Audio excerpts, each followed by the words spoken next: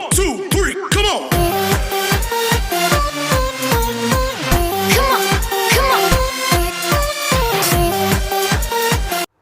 Hello students, welcome to my YouTube channel जिसका नाम है एडुकेटिव। और आज हम पढ़ने वाले हैं 6th क्लास की साइंस का chapter 4 sorting materials into groups. Sorting materials into group, इसका हिंदी में क्या मीनिंग है? इसका मीनिंग है बच्चों, वस्तुओं के समूह बनाना। यानी कि जो हम अपने चारों तरफ विभिन्न तरह की वस्तुएं देखते हैं उनको अलग अलग समूह में बांटना, उनके अलग अलग समूह बनाना। तो चलिए चैप्टर स्टार्ट करते हैं।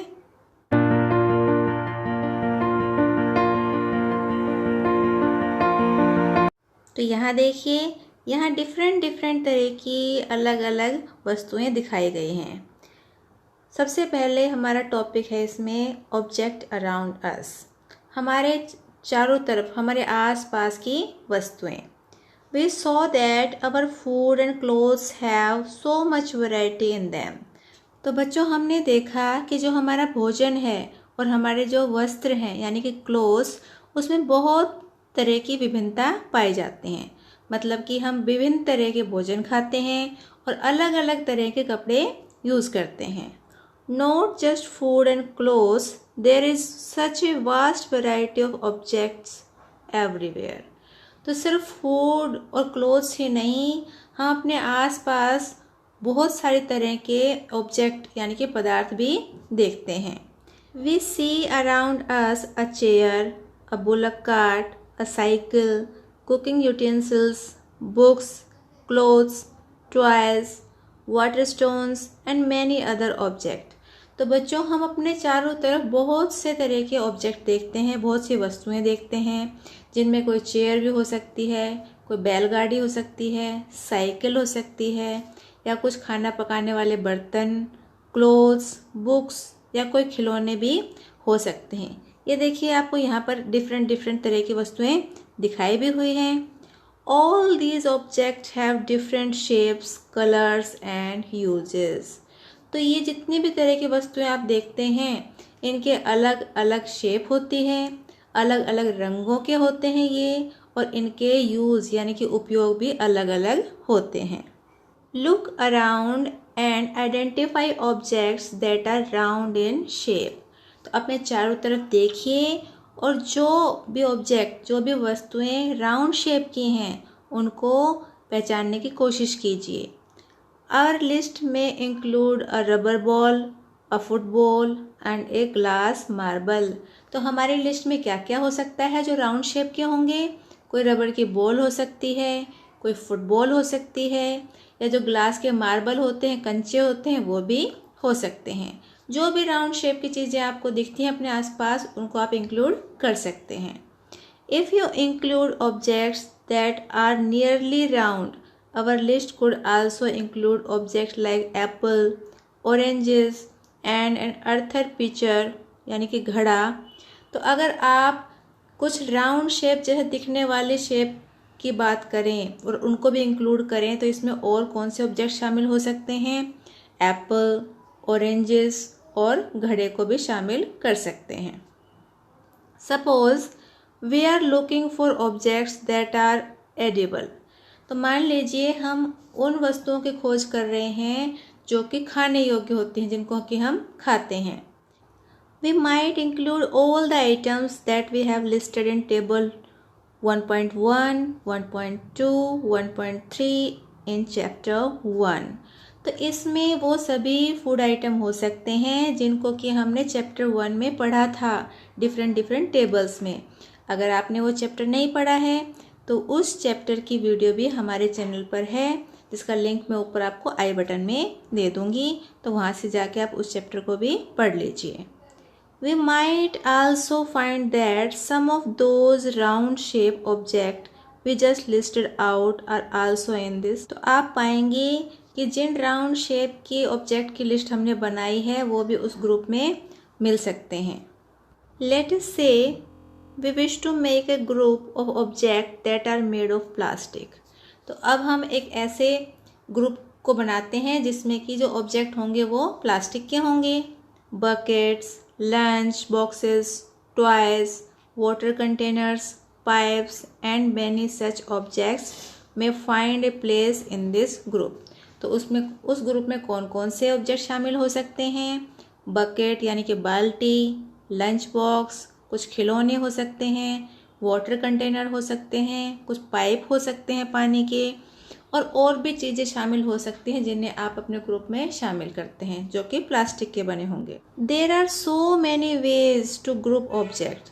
तो बहुत सारे ऐसे तरीके हैं जिनसे हम ऑब्जेक्ट को, वस्तुओं को ग्रुप में बांट सकते हैं। In the above example, we have grouped object on the basis of their shape or the material they are made from. जो हमने ऊपर एग्जाम्पल देखे हैं उसमें हमने चीज़ों को किस के आधार पर ग्रुप में बांटा है? उनकी शेप के आधार पर, यानी कि उनके आकार के आधार पर, और जिस मटेरियल से वे बने हैं उसके आधार पर। यानी कि पहले हमने देखा कि किस तरह से हमने राउंड ऑब्जेक्ट को अलग ग्रुप में रखा और जो चीज़ें प्लास्टिक की बनी हैं उनका एक अलग से ग्रुप बनाया। All objects around us are made of one और मोर मटेरियल। तो जो भी हमारे चारों तरफ वस्तुएं होती हैं वो एक या एक से अधिक पदार्थों से मिलकर बनी होती हैं। These materials may be glass, metal, plastics, wood, cotton, paper, mud और सॉइल। तो ये जो पदार्थ हैं ये क्या क्या हो सकते हैं? ग्लास भी हो सकता है, कोई धातु भी हो सकती है, प्लास्टिक, लकड़ी, कॉटन, पेपर या मड या सॉइल यानी कि मिट्टी भी हो सकती है। Can you think of more example of materials? तो क्या तुम कुछ और भी ऐसे एग्जाम्पल सोच सकते हो इस तरह के मटेरियल्स के?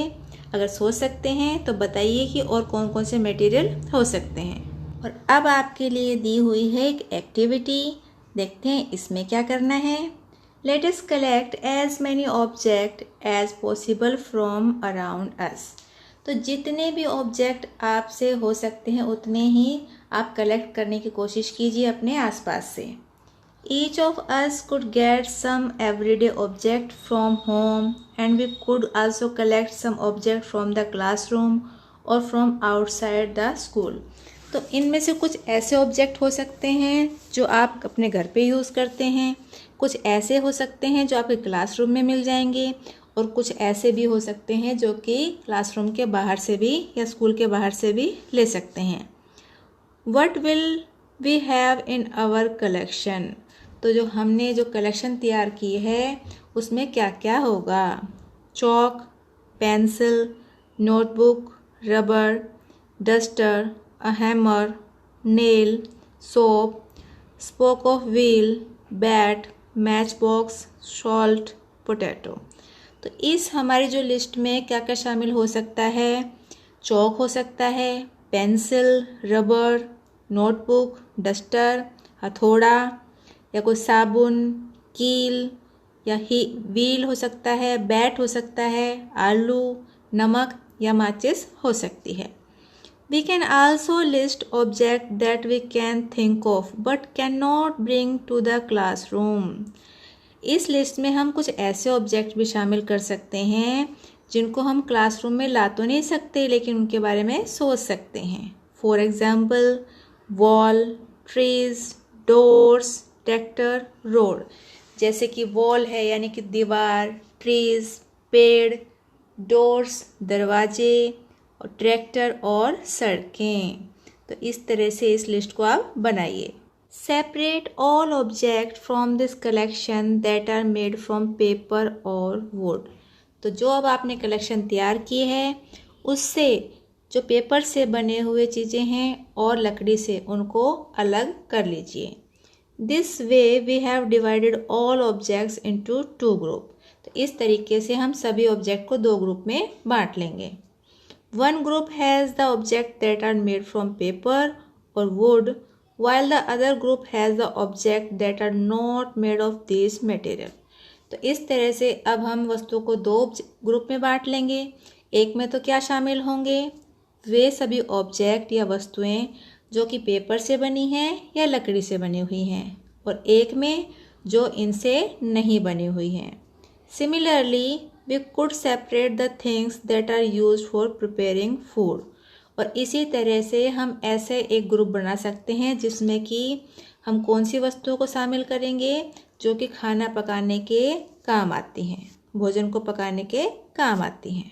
Let us be a little more systematic. तो अब इसे काम को थोड़ा और सिस्टमेटिक तरीके से करते हैं। List all object collected in table 4.1। तो अब एक टेबल बनी हुई है जिसमें आपको इन सभी ऑब्जेक्ट्स को कलेक्ट किए हुए हैं उनको रखना है। Try to identify the material that each one is made of. और इसके बाद आपको ये पहचानने की कोशिश करनी है कि ये मटेरियल किस चीज़ से बने हुए हैं।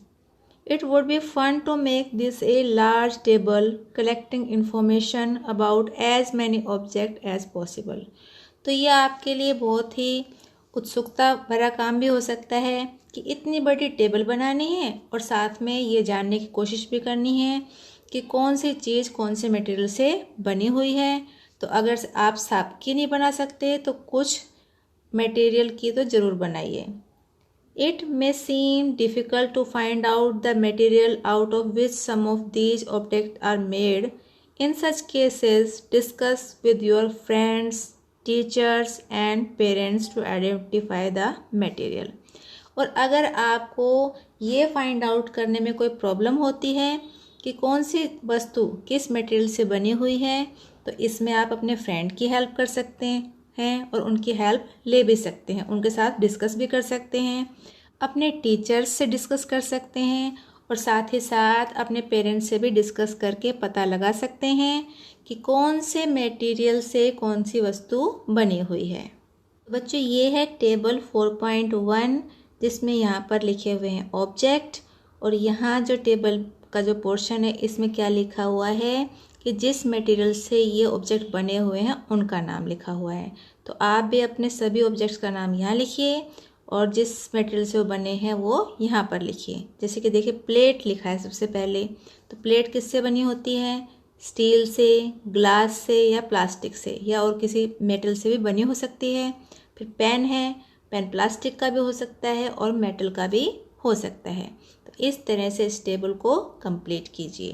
तो स्टूडेंट्स, आज की वीडियो में इतना ही, लेकिन अगर आपको वीडियो पसंद आई है और आपको चैप्टर समझ आया है तो वीडियो को लाइक कर दीजिए और अपने सभी फ्रेंड्स के साथ इसको शेयर ज़रूर कीजिए जिससे कि वो भी इसे पढ़ पाएँ।